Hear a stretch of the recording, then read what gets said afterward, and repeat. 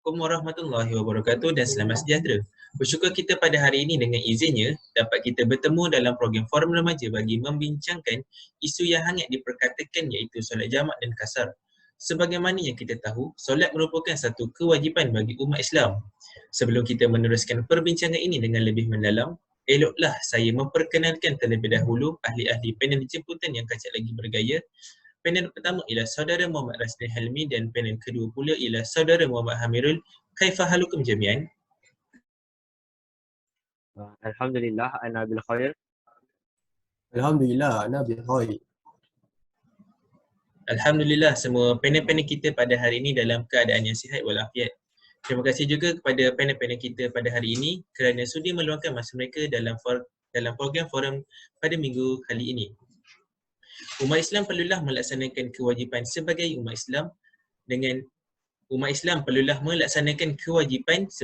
Islam dengan menunaikan solat 5 waktu dalam sehari. Walau bagaimanapun, agama Islam telah memberikan rukhsah kepada orang yang bermusafir dengan melakukan solat jamak dan kasar. Ini menunjukkan bahawa solat ini sangat penting dan menunjukkan ajaran Islam ini mudah untuk diamalkan walaupun kita sedang berada dalam keadaan bermusafir. Menurut hadis riwayat Ahmad, sabda Rasulullah SAW yang bermaksud, sesungguhnya Allah suka dilaksanakan rukhsah iaitu keringanan yang diberikan olehnya seperti Allah membenci dilakukan maksiat kepadanya. Contohnya macam dalam kalimah azan itu sendiri jelas menunjukkan kepada kita iaitu hayya 'alal solah. Hayya membawa maksud mengajak ataupun marilah. Al-solah pula membawa maksud menunaikan solat. Jadi hayya 'alal solah pula membawa maksud marilah kita menunaikan solat. Barulah diikuti dengan kalimah hayya 'alal falah yang membawa maksud hayya membawa maksud marilah ataupun mengajak. Al-falah pula menuju kejayaan. Jadi hayya 'alal falah membawa maksud marilah kita menuju kejayaan. Seterusnya barulah jadi di sini jelaslah apabila kita menunaikan solat kita pasti akan menuju kejayaan. Tanpa melengahkan masa lagi, saya menyerahkan mikrofon ini kepada panel pertama kita iaitu saudara Muhammad Rasli Helmi untuk menerangkan pengertian solat jamak dan kasar serta memberikan pencerahan tentang bagaimana untuk kita menunaikan solat jamak dan kasar ini dengan lebih terperinci. Hayya tafaddal mashkuran. Baik, terima kasih kepada saudara moderator. Bismillahirrahmanirrahim. Assalamualaikum warahmatullahi wabarakatuh. Yang berbahagia tuan moderator kita iaitu saudara Haziq, yang saya hormati rakan-rakan barisan panel forum saya, yang saya kasih penonton-penonton sekalian. Sebelum saya mengupas isu ini dengan lebih mendalam, marilah kita bersama-sama mengenal maksud jamak dan kasar. Jamak membawa maksud menggabungkan dengan erti kata lain menggabungkan dua solat fardu dan melaksanakannya dalam satu waktu sahaja. Qasar pula membawa maksud memendekkan solat daripada 4 rakaat menjadi 2 rakaat. Solat qasar ini hanya solat zuhur, asar dan isyak sahaja yang boleh dikasarkan, manakala solat subuh perlu ditunaikan pada waktunya. Sidang hadirin yang dirahmati Allah sekalian. Solat jamak terbahagi pada dua iaitu solat jamak takdim dan solat jamak takhir. Mari kita fokuskan satu persatu. Jamak takdim ini boleh dikatakan kita dengan menghimpunkan dua solat fardu dan melakukan solat tersebut dalam waktu pertama. Sebagai contohnya, menghimpunkan solat zuhur dan asar dan melakukan solat jamak tersebut pada waktu zuhur. Seterusnya, kita beralih pula kepada solat jamak takhir. Solat ini dilakukan dengan menghimpunkan dua solat fardu dan dilakukan dalam waktu kedua. Hasilnya, menghimpunkan solat asar dan zuhur dan dilakukan dalam waktu asar. Setelah kita mengetahui maksud jamak dan kasar, kita beralih pula dengan cara pelaksanaan solat jamak kasar ini. Mari saya menerangkan cara mengajarkan solat jamak takdim. Solat jamak takdim. Yang pertama, kita mesti dalam keadaan berdiri dan menghadap kiblat dan ucapkan niat yang berbunyi usolli fardu zuhri qasran ra'ataini jam'a lil takdim lillahi ta'ala, yang bermaksud sahaja aku solat fardu zuhur kasar 2 rakaat jamak takdim kerana Allah Ta'ala. Yang kedua, sewaktu takbiratul ihram niatkanlah di dalam hati sebagaimana maksud yang saya bacakan tadi. Yang ketiga, kerjakan solat fardu zuhur tersebut sebanyak 2 rakaat dengan membaca surah Al-Fatihah dan diikuti surah-surah lain. Dan yang keempat, setelah selesai melakukan solat zuhur, segera bangun berdiri untuk menunaikan solat fardu asar dan niatnya adalah usolli fardu asri qasran ra'ataini jam'a ta'dim lillahi ta'ala. Yang bermaksud sahaja aku solat fardu asar qasar 2 rakaat jamak takdim kerana Allah Ta'ala. Dan yang terakhir, yang kelima, lakukan solat asar ini sebanyak 2 rakaat dengan membaca surah Al-Fatihah dan diikuti surah-surah lain. Okey, baik. Setelah itu, mari kita fokuskan pula kepada solat jamak takhir. Okay, cara mengerjakan solat jamak yang takhir yang pertama ialah mestilah dalam keadaan berdiri dan menghadap ke kiblat dan ucap usolli fardu asar yang bermaksud saja aku solat fardu asar qasar 2 rakaat jamak takhir kerana Allah Ta'ala. Yang kedua, sewaktu takbiratul ihram naikkanlah di dalam hati sebagaimana maksud yang saya bacakan tadi. Dan yang ketiga, kerjakan solat fardu asar terserah lain. Setelah selesai melakukan solat asar, segera dan niatnya ialah usolli fardu zuhri qasran ra'ataini jam'a takhir lillahi ta'ala. Maksudnya, saja aku solat fardu zuhur qasar 2 rakaat jamak takhir kerana Allah Ta'ala. Dan yang terakhir, yang kelima, lakukan solat zuhur ini sebanyak 2 rakaat dengan membaca surah Al-Fatihah dan diikuti surah-surah lain.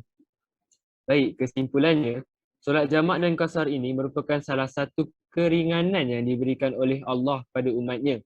Ini menunjukkan bahawa Allah Subhanahu Wa Taala amat mengasihi umatnya dan seharusnya umat Islam tidak sepatutnya meninggalkan solat terutama ketika sedang bermusafir. Wallahu a'lam bishawab. Terima kasih kepada saudara Rashdan Helmi atas penjelasannya sangat jelas sebentar tadi. Saya rasa ulasan itu sudah cukup sempurna untuk kita aplikasikannya dalam kehidupan kita. Jadi selepas kita tahu tentang bagaimana cara untuk kita tunaikan solat jamak dan qasar serta sedikit tentang pengertian solat jamak dan qasar, kita juga perlu tahu syarat-syarat untuk mengerjakan solat ini. Oleh itu, tanpa melengahkan masa lagi, dipersilakan saudara Hamirul untuk memberikan pencerahan. Hayya tafaddal mashkuran.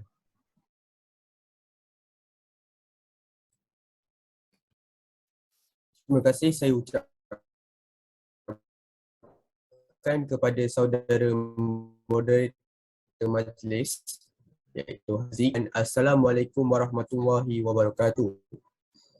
Sebelum saya membuka topik pada hari ini, saya ingin mengucapkan terima kasih atas perkongsian ilmu yang telah disampaikan oleh panel satu kita iaitu Rashdan Helmi.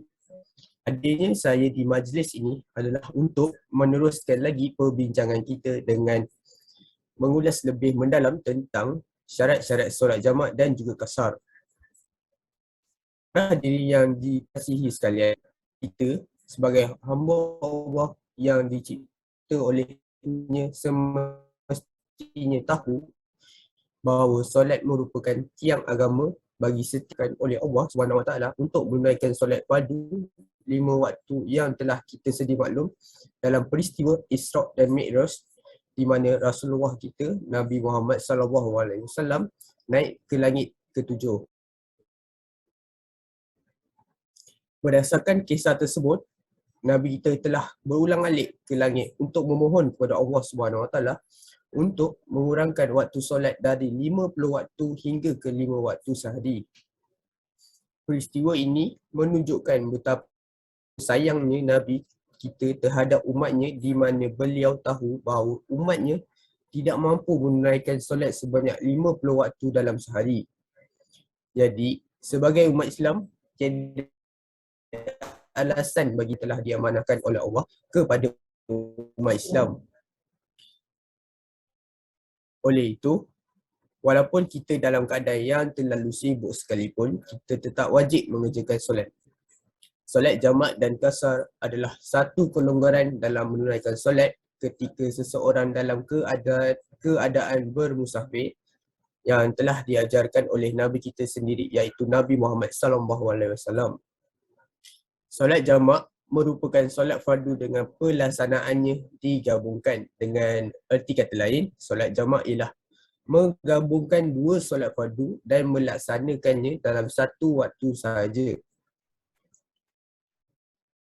Solat qasar pula merupakan solat dengan pelaksanaannya mengurangi jumlah rakaat pada solat fardu yang tertentu.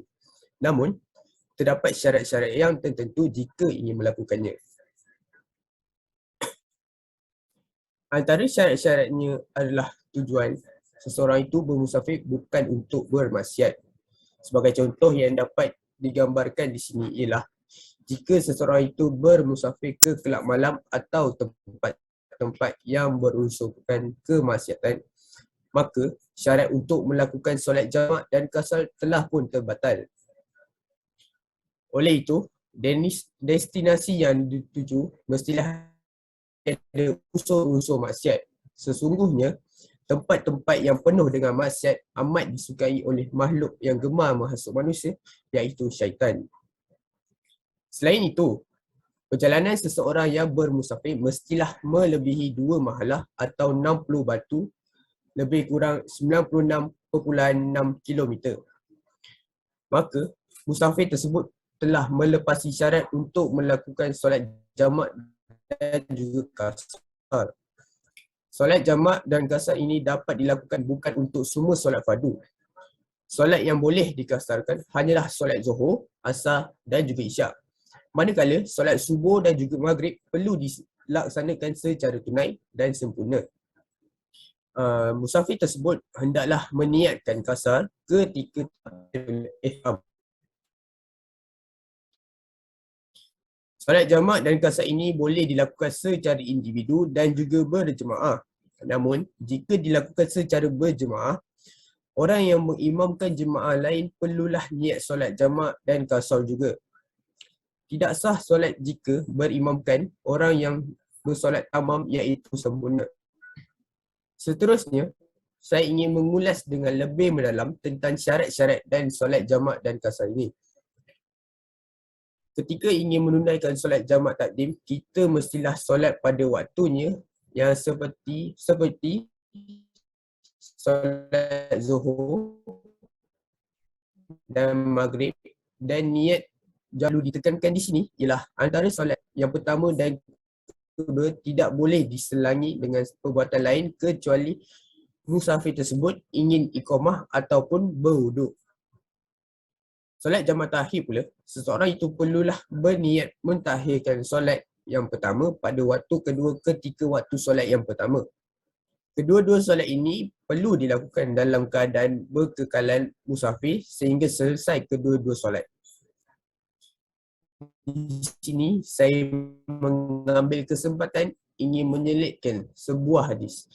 Dari Anas radhiyallahu anhu, ia berkata, apabila Nabi Muhammad SAW hendak menjamak antara dua solat ketika dalam perjalanan, beliau mengakhirkan solat zuhur hingga awal waktu asar. Kemudian, beliau menjamak antara keduanya. Hadis riwayat Muslim. Bagi syarat solat qasar pula, orang yang bermusafir tersebut mestilah melepasi sempadan kawasan tempat tinggal dan masih dalam keadaan musafir ketika mengerjakan solat tersebut. Solat jamak dan qasar dibenarkan kerana wujudnya hadis ini. Nabi Muhammad SAW telah menggambarkan bahawa solat musafir seperti jamak dan qasar adalah dibenarkan menerusi hadis yang bermaksud. Nabi Muhammad SAW menjamakkan solat dalam perjalanan yang kami lakukan ketika peperangan Tabuk. Baginda menjamakkan solat zuhur dengan solat asar dan solat maghrib dengan isyak. Said bin Jubair berkata, aku bertanya Ibnu Abbas, apakah yang mendorong baginda berbuat begitu? Jawabnya, baginda tidak mahu menyusahkan umatnya. Hadis riwayat Muslim.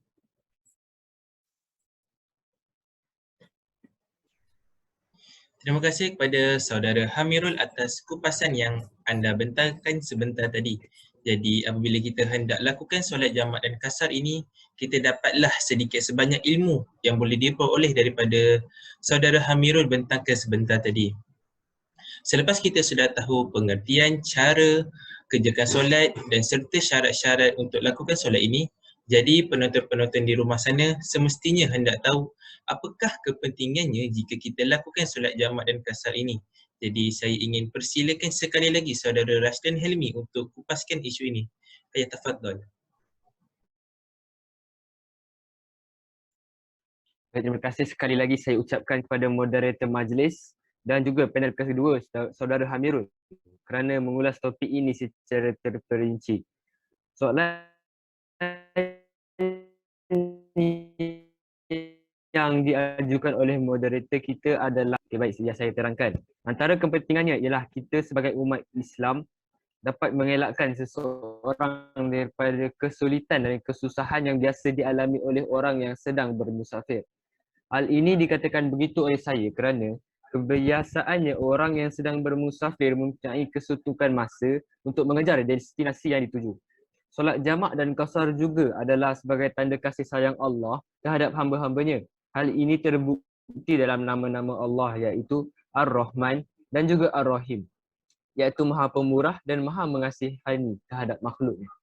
Selain itu, solat ini dapat memudahkan umat Islam menunaikan atau mengerjakan solat ketika dalam perjalanan jauh. Hal ini amat memberi impak yang positif kepada umat Islam yang bermusafir kerana maka tiada alasan lagi bagi seseorang untuk meninggalkan solat fardu. Hal ini jelas telah diajarkan oleh ibu bapa dan guru-guru kita sejak kecil lagi tentang rukun Islam yang kedua iaitu menunaikan solat 5 waktu sehari.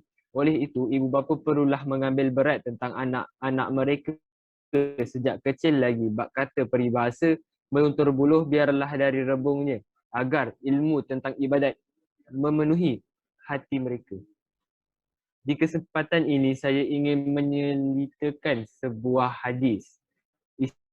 Islam dibina atas 5 perkara: penyaksian bahawa tiada Tuhan yang disembah selain Allah dan bahawa Nabi Muhammad itu utusan Allah, mendirikan solat, menunaikan zakat, melaksanakan haji dan berpuasa di bulan Ramadan. Riwayat Al-Bukhari.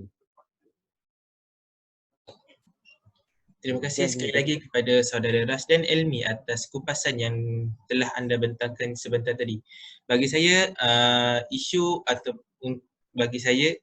yang Rashdan Helmi dan isi yang dijelaskan oleh Rashdan Helmi itu sungguh padat dan cukup untuk kita untuk ambil sebagai untuk aplikasikan dalam kehidupan kita.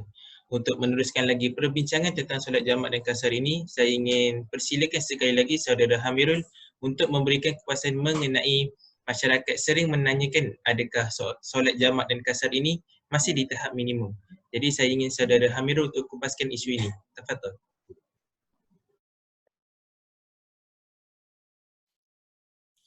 Bagi menjawab persoalan yang bagi pandangan masyarakat tentang solat jamak dan qasar adalah masih di tahap minima kerana masyarakat di Malaysia masih lagi mengamalkan solat tamam berbanding solat jamak qasar ketika bermusafir.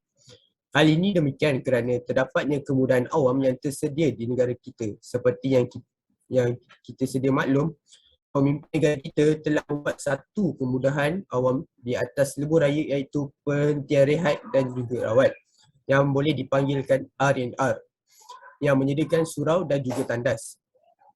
Selain itu, terdapat segelintir masyarakat yang tahu tentang solat jamak dan qasar tetapi mereka tidak mengaplikasikan dalam kehidupan. Ini kerana kefahaman mereka tentang solat jamak dan qasar masih bagai layar-layar terputus tali.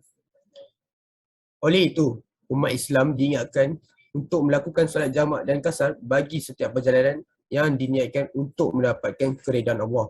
Umat Islam sewajarnya mendidik anak-anak sejak umur masih setahun jagung bagi memastikan ilmu solat jamak dan qasar ini dapat diaplikasikan dalam kehidupan.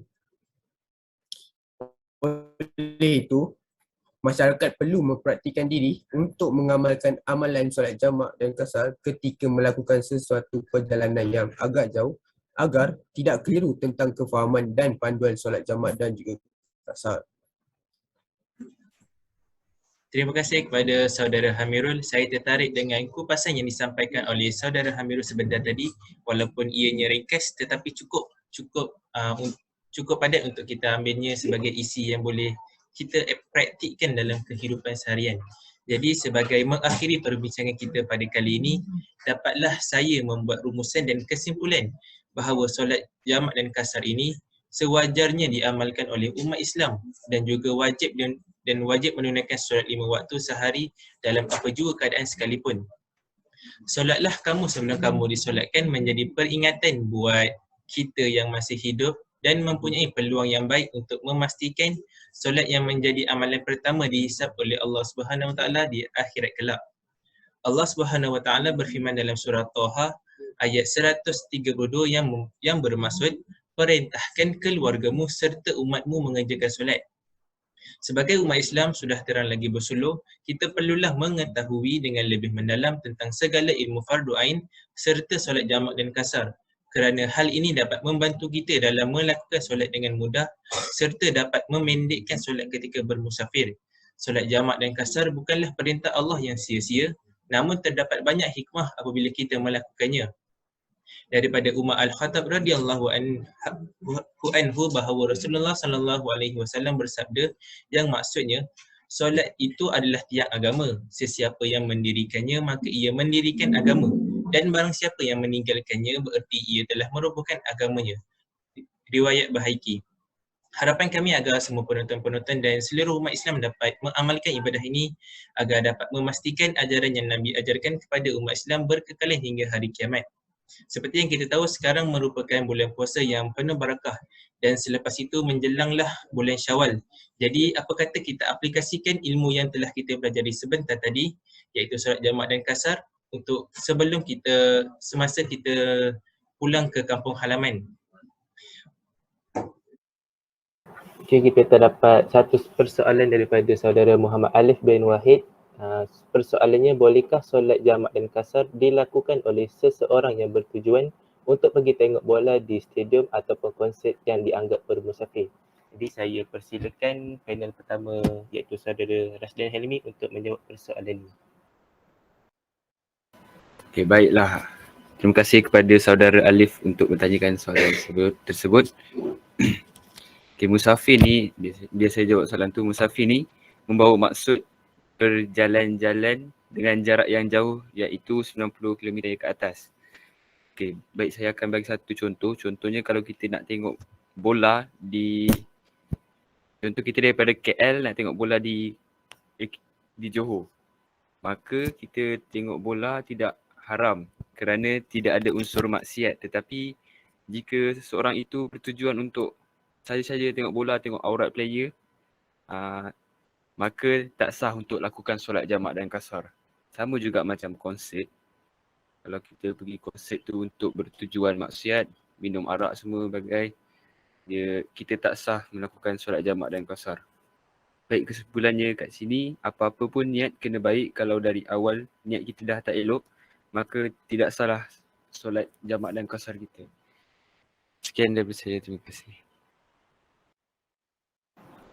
Terima kasih kepada saudara Rasdan Helmi di atas kesudian untuk menjawab persoalan yang diutarakan oleh saudara Alif.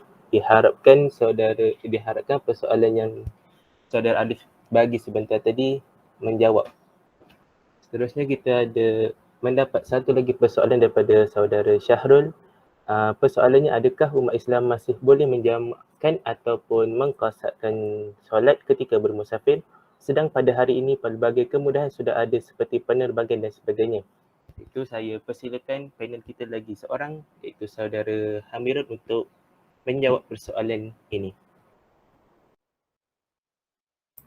Terima kasih atas soalan yang diutarakan oleh Muhammad Syarul bin Muhammad Salim. Beliau bertanya, adakah umat Islam masih boleh menjamakkan atau mengkasarkan solat ketika bermusafir sedang pada hari ini? Pelbagai kemudahan sudah ada seperti penerbangan dan sebagainya. Alright. Bagi menjawab persoalan ini, saya translatekan sedikit firman Allah.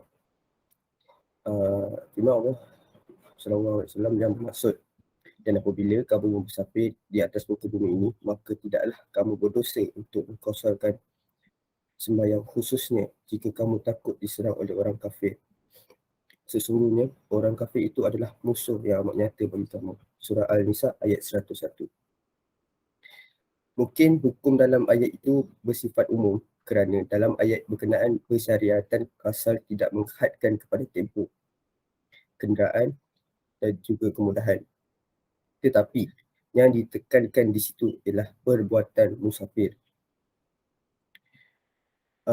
Para ulama pula ada menetapkan jarak jauh perjalanan telah menetapkan jarak jauh perjalanan itu mestilah melebihi 2 mahalah iaitu kira-kira 96.6 km jika perjalanan itu tidak melebihi jarak minimum. Jadi perbuatan untuk mengkasarkan solat adalah tidak dibenarkan kerana tidak melepasi had perjarakan. Oleh itu, isu kenderaan atau kemudahan yang sedia ada pada hari ini seperti kereta, kereta api, kapal terbang dan sebagainya, ia tidak menekan ukur atau penentuan hukum yang khususnya untuk menghalang umat Islam daripada terus mengambil usaha untuk menjamak serta mengkasarkan solat ketika bermusafir.